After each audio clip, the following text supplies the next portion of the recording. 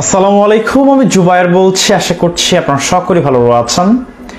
আন্দোলনে জামায়াত শিবির অপরিহার্য, ক্ষমতায় যাওয়ার প্রশ্নে জামায়াত শিবির অপ্রয়োজনীয়, এ বিষয়ে আজকে বিস্তারিত আলোচনা করব। আশা করি পুরো আলোচনা জুড়ে আমার সাথেই থাকবেন।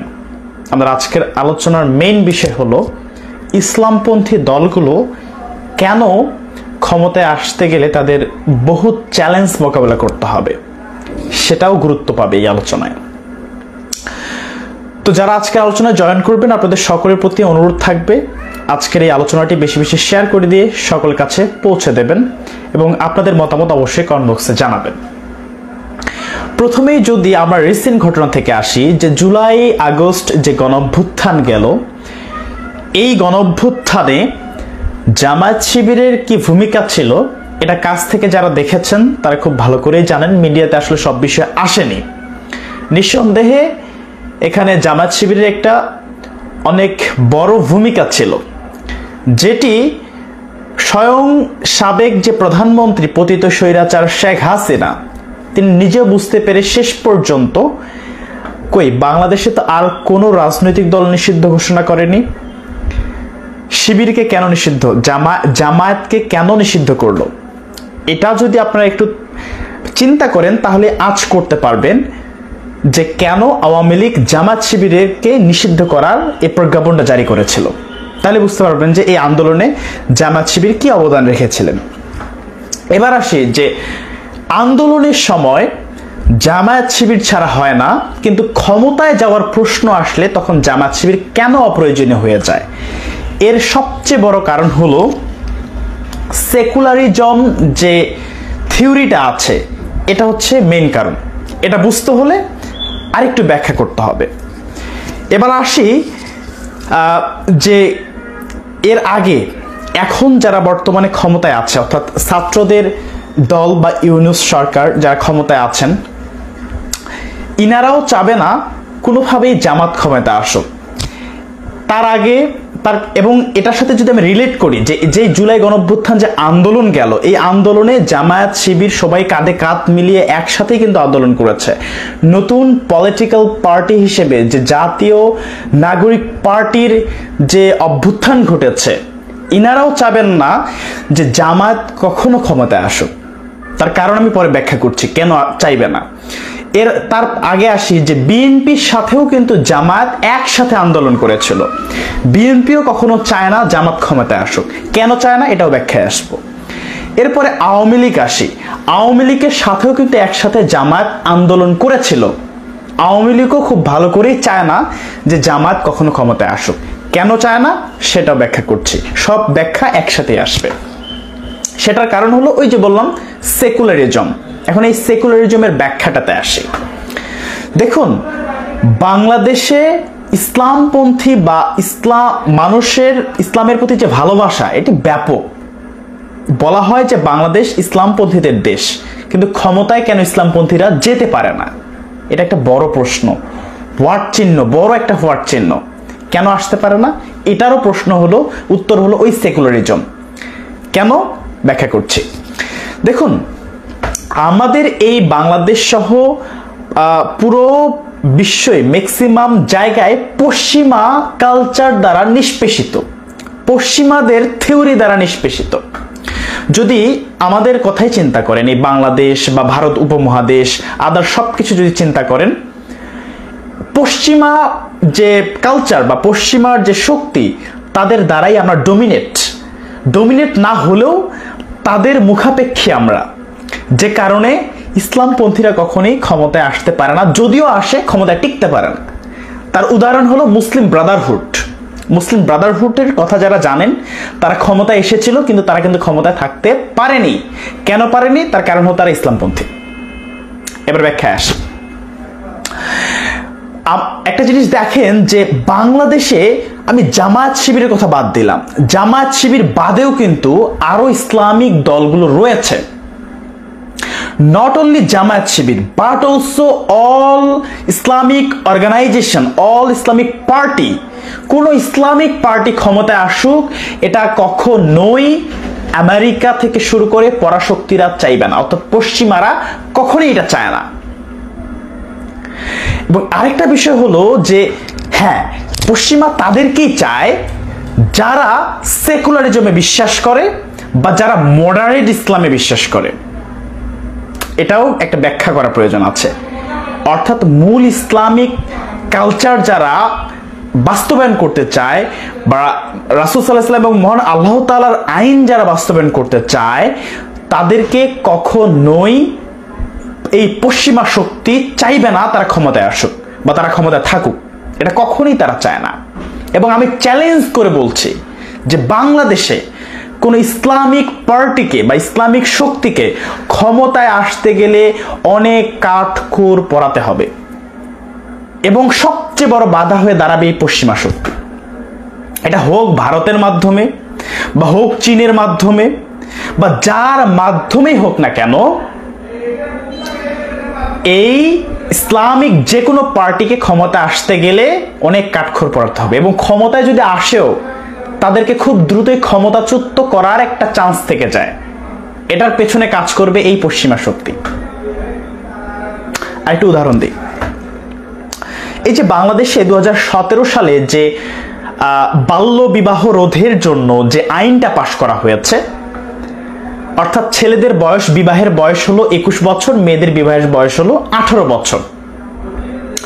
অথচ আমাদের দেশে যে মুসলিম আইন রয়েছে, এই মুসলিম আইনে মানে বিয়ের কিন্তু কোনো এজ রিকোয়ারমেন্ট নেই।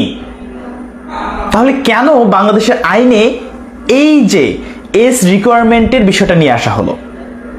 দেখুন, ছেলেদের বয়স 21 এবং মেয়েদের বয়স 18 হওয়ার আগে যদি বিয়ে দেওয়া হয়, মুসলিম আইন অনুযায়ী সেই বিয়েটা কিন্তু বৈধ হয়ে যাবে। বাট বাংলাদেশের আইন অনুযায়ী সেটা কিন্তু শাস্তিযোগ্য। এবং এই আইনটাকে বাস্তবায়ন করার জন্য বাংলাদেশে অনেকগুলো অর্গানাইজেশন কাজ করে যাচ্ছে। বাল্য বিবাহ ঠেকানোর নামে এই কাজগুলো বাংলাদেশে অনেকগুলো অর্গানাইজেশন করে যাচ্ছে এবং এই অর্গানাইজেশনগুলোর ফান্ডিং ম্যাক্সিমাম আসে ওই পশ্চিমা বিশ্ব থেকে। এবং একটা জিনিস চিন্তা করেন, তারা কিন্তু এই পশ্চিমা শক্তি, তারা কিন্তু আমাদেরকে আপনার তাদের যে চিন্তা ভাবনা সেগুলো চাপিয়ে দিচ্ছে। অর্থাৎ এই যে বাল্যবিবাহ রোধ, তারা বিভিন্ন ধরনের যুক্তি দেখায়, কিন্তু যেই যুক্তিগুলো তারা দেখায় সেই যুক্তিগুলো তারা নিজেরাই মানে না।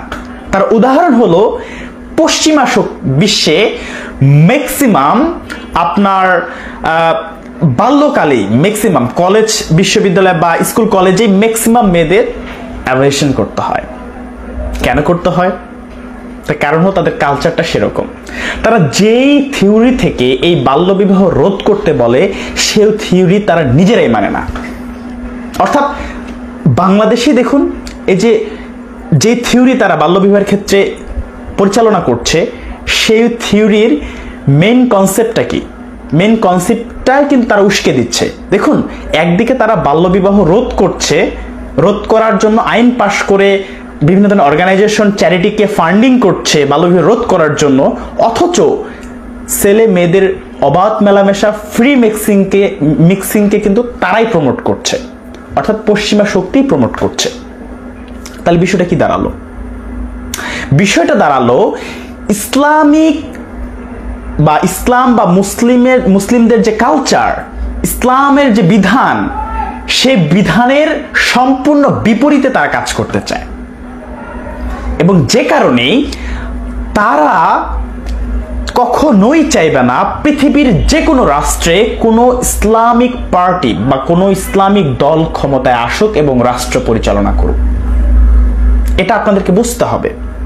এটা যদি বোঝেন তাহলে রিলেট করতে পারবেন যে বাংলাদেশে কোনো ইসলামিক পার্টিকে ক্ষমতায় আসা কেন খুবই কঠিন এবং ক্ষমতায় আসলেও টিকে থাকা কেন কঠিন। এই জিনিসটা আপনারা রিলেট করতে পারবেন যদি আপনার এই আলোচনাটা আপনারা বুঝতে পারেন। আরেকটা বিষয় হলো, দেখুন, আওয়ামী লীগ ক্ষমতায় ছিল, 1971-এর পর আওয়ামী লীগ ক্ষমতায় ছিল, বিএনপি ক্ষমতায় ছিল, জাতীয় পার্টি ক্ষমতায় ছিল, কিন্তু বাংলাদেশ জামায়াতে ইসলামী সহ আদার্স যে ইসলামিক পার্টিগুলো রয়েছে তারা কেন ক্ষমতায় আসতে পারে না? তার পেছনে একটা বড় কারণ হলো এটা। এবং আরেকটা বিষয় হলো যে যদি কখনো ক্ষমতা আসেও তাদের টিকে থাকা খুবই চ্যালেঞ্জিং হবে। একটা বিষয় দেখেন, যে আওয়ামী লীগ পার্টি ছিল তারা সেকুলার পন্থী, বিএনপি তাদের মধ্যে সেকুলারিজম রয়েছে, জাতীয় পার্টি তাদের মধ্যে সেকুলারিজম রয়েছে, এবং নতুন যে দল বাংলাদেশে ছাত্রদের যে দল আসলো, নতুন যে ছাত্রদের দল আসলো জাতীয় নাগরিক পার্টি, এটার মধ্যে সেকুলারিজম রয়েছে। যে কারণে এই দলগুলো যদি ক্ষমতায় আসতে চায়, যাদের জনসমর্থন বেশি থাকবে তাদেরকে সর্বাত্মক এই পশ্চিমা শক্তি সহযোগিতা করবে ক্ষমতায় আসার জন্য। কিন্তু এই দলগুলোর মধ্যে যদি কেউ ইসলাম প্রতিষ্ঠা করতে চায় বা ইসলামের কথা বলে, তাদেরকে কখনোই পশ্চিমা শক্তি ক্ষমতায় আসতে দেবে না, এবং তাদেরকে ক্ষমতায় না যেন আসতে পারে তার জন্য সর্বোচ্চ চেষ্টাই পশ্চিমা শক্তি করে যাবে। এবং ক্ষমতা যদি আসেও তাদেরকে ক্ষমতাচ্যুত করার জন্য সর্বোচ্চ চেষ্টা তারা করবে। এটা আপনি মানেন আর না মানেন, এটা একেবারে দিবালোকের মতো সত্য কথা। শুধু এই বিষয়গুলোর কারণে আন্দোলনের সময় আপনার জামাত শিবিরকে আওয়ামী লীগেরও প্রয়োজন হয়, বিএনপিরও প্রয়োজন হয়, এই যে জাতীয় নাগরিক পার্টি তাদেরও প্রয়োজন হয়েছে। ভবিষ্যতে যদি আরো কারো প্রয়োজন হয় তখনও জামায়াত শিবির বা অন্যান্য ইসলামিক দলগুলোকে তারা ব্যবহার করবে, কিন্তু ক্ষমতার প্রশ্নে তারা কখনোই ইসলামিক দলগুলোকে ক্ষমতায় যাওয়ার জন্য সমর্থন দিবে না। তার কারণ হলো এই সেকুলারিজম যে কনসেপ্ট, এই কনসেপ্ট অর্থাৎ পশ্চিমা শক্তি, সেটা হোক ভারতের মধ্যে দিয়ে আসবে, ভারতের মধ্যে দিয়ে প্রভাবিত করবে বা চীনের মধ্য দিয়ে প্রভাবিত করবে বা যার মাধ্যমে প্রভাবিত করুক না কেন, মূল কারণ হলো তারা কখনোই ইসলামিক কোনো পার্টিকে, ইসলামিক কোনো দলকে বা যারা আল্লাহর দ্বীনকে প্রতিষ্ঠা করতে চায়, যারা আল্লাহর আইনকে প্রতিষ্ঠা করতে চায়, এরকম কোনো ইসলামিক পার্টিকেই ক্ষমতায় তারা আসতে দেবে না। তারা সর্বোচ্চ চেষ্টা করবে। আশা করি আমার পুরো আলোচনাটি যারা শুনেছেন তারা এই কনসেপ্টটি ধরতে পারবেন। যারা পরে লাইভে জয়েন করেছেন আপনারা প্রয়োজনে প্রথম থেকে লাইভের আলোচনাটা শুনবেন, তাহলে আসলে কনসেপ্টটা ধরতে পারবেন যে কেন কথাগুলো বললাম।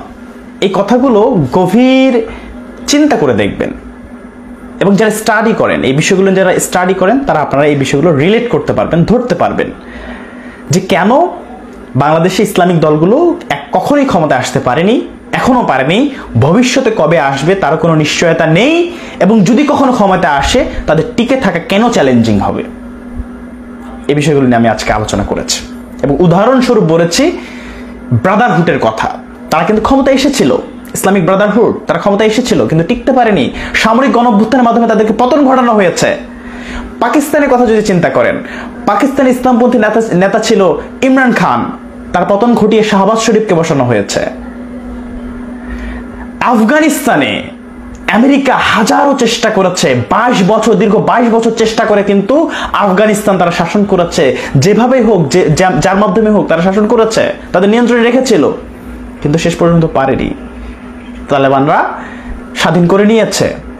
তো এরকম পৃথিবীতে যতগুলো ইসলামিক কান্ট্রি রয়েছে বা যত স্টেট রয়েছে যেগুলোতে ইসলামিক জনসমর্থন বেশি, তাদের মধ্যে ভাগ তৈরি করে দিয়ে হোক, মানে তাদের মধ্যে বিভেদ তৈরি করে দিয়ে হোক বা যাই তো হোক না কেন, যেভাবে হোক না কেন, তারা কখনোই ইসলামপন্থীদের ক্ষমতায় বসতে দিবে না।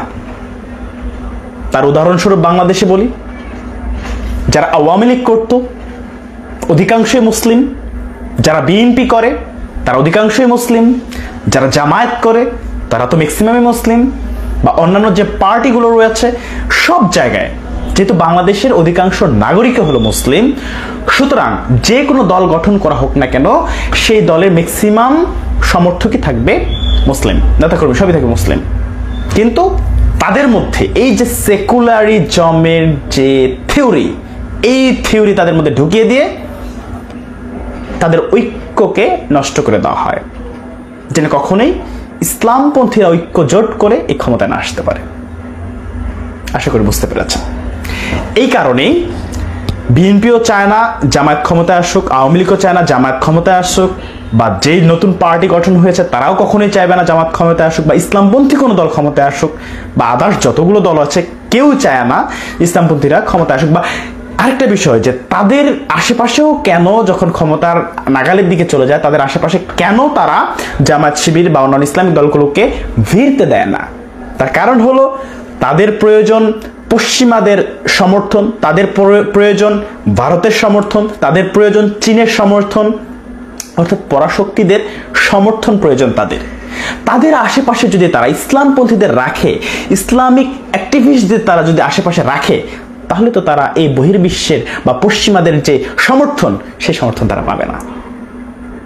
এই সমর্থন না পেলে তাদের ক্ষমতায় টিকে থাকা কঠিন হয়ে যাবে, যে কারণে তারা জামাত শিবির সহ অন্যান্য ইসলামিক পার্টিগুলোকে বা ইসলামিক অ্যাক্টিভিস্টদেরকে তাদের আশেপাশে ভিড়তে দেয় না যখন তারা ক্ষমতার কাছাকাছি পৌঁছে যায়। কিন্তু আন্দোলনে তাদের তার প্রয়োজন হয়। এবং আরেকটা উদাহরণ যদি দেই আমি, এই যে লাস্ট যে জুলাই আগস্ট গণঅভ্যুত্থান গেল, এই জুলাই আগস্ট গণঅভ্যুত্থানে এত শিক্ষার্থী ছাত্র জনতা কেন নিজের জীবনের মায়া ত্যাগ করে আন্দোলনে গিয়েছিল? একটা কারণ ছিল, সাহস। এত সাহস কোথা থেকে এসেছিল?